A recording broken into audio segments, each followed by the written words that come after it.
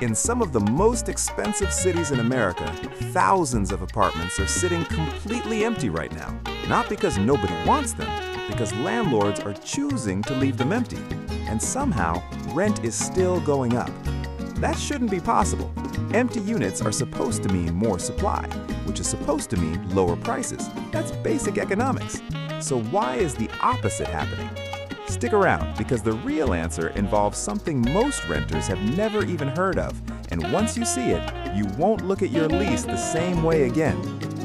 Let's start with the mystery itself. In a normal market, if a landlord has an apartment sitting empty, common sense says they should lower the rent until someone takes it.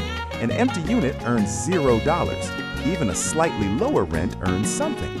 So why would any landlord choose zero over something? Here's the twist. For a lot of landlords, especially large ones managing thousands of units across a city, a slightly lower rent isn't actually something. It's a liability.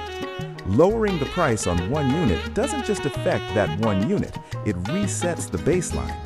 Future tenants expect similar pricing. Property appraisals, which help determine how much a building is worth and how much a landlord can borrow against it, are partly based on the rent those units are pulling in. Drop the rent, and you can quietly shrink the value of the entire building on paper, sometimes by far more than the empty unit was ever going to earn you. So for a large enough landlord, the math flips. An empty unit that keeps the building's overall valuation and pricing intact can be worth more than a filled unit that drags the whole number down. That's strange enough on its own, but it gets stranger because a lot of landlords aren't even making these pricing decisions themselves anymore. Quick question before we go further. If landlords across an entire city are all pricing their apartments the exact same way without ever talking to each other directly, is that even possible? Drop your guess in the comments, because the real answer is at the center of a story that's now caught the attention of federal regulators. Turns out it is possible, and it's already happening.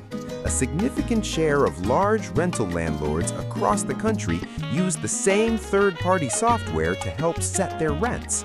The software pulls in private data from participating landlords, what similar units are renting for, how fast they're leasing, vacancy rates, and spits out a recommended price for each unit, updated constantly. On its own, that might just sound like smart data analysis, but here's the concern regulators have raised. When a huge share of landlords in the same city are all feeding data into the same system and all following its pricing recommendations, the result can look a lot like coordinated price setting, even if no landlord ever picks up the phone and talks to a competitor directly. This has already led to real lawsuits and a Department of Justice investigation, with allegations that the software allowed landlords to indirectly avoid competing with each other on price, even when it meant recommending landlords leave units empty rather than lower rent and undercut the market. And landlords using this software aren't small independent owners renting out a spare unit.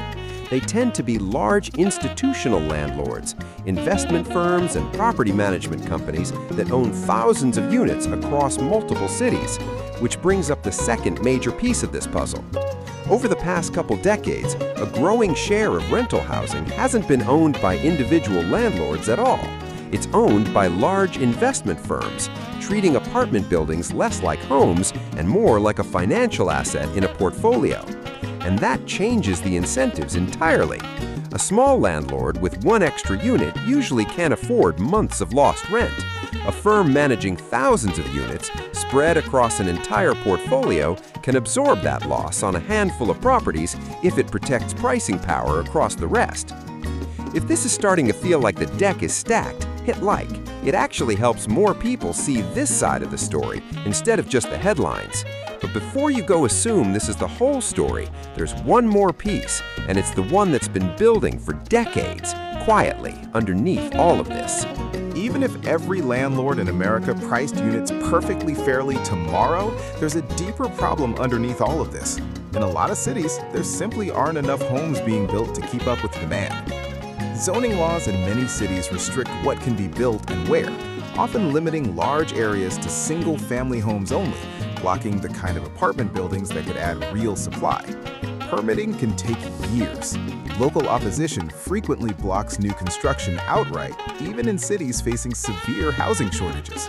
The result is a slow-moving supply problem that's been building for decades, long before pricing software ever entered the picture. So, when you put it all together, the empty apartments but rising rent puzzle isn't really one problem. It's three stacked on top of each other. Some landlords are financially better off leaving units empty than lowering rent.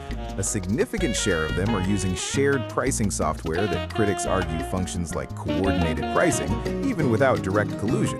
And underneath both of those, there's a genuine long-term shortage of housing being built relative to how many people need it. No single fix solves all three at once. Antitrust lawsuits might address the pricing software, but even in a city with zero pricing software and zero corporate landlords, if there still aren't enough homes being built, rent pressure doesn't disappear. It just comes from a different direction. That's the real unsatisfying answer. This isn't a single villain you can point to and blame. It's several forces pulling in the same direction at once, and that's exactly why it's been so hard to fix.